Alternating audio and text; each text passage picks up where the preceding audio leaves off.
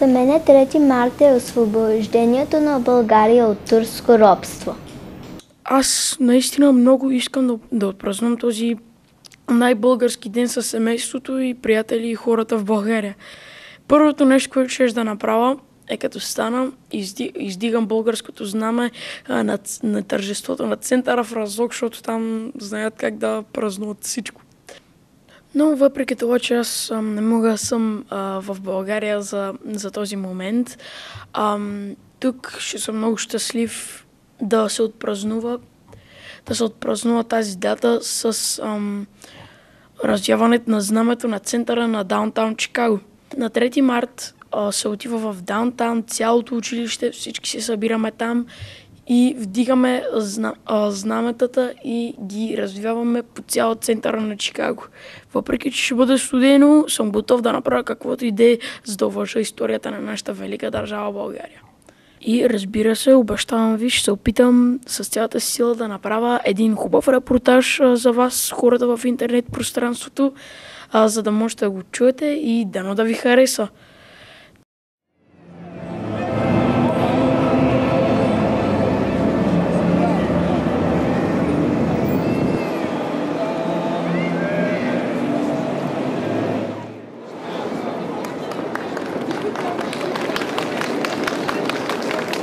Честит празник!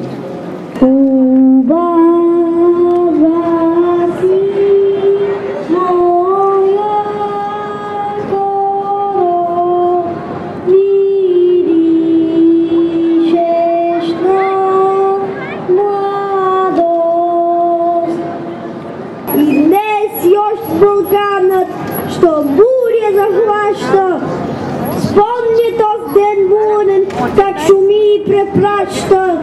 Славата му дивна, като някой ек, от урва на урва и от век на век. Благодаря!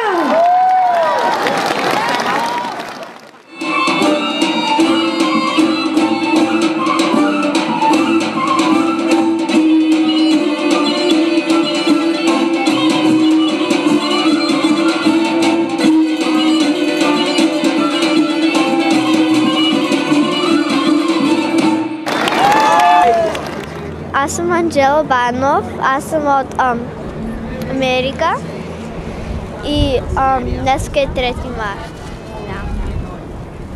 А ти кой?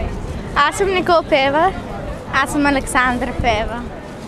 Ти какво мислиш за 3 марта днеска? Днеска е много специален ден за всички българи, защото това е освобождението за цяла България и накрая сме свободни. А ти какво мислиш за 3 марта?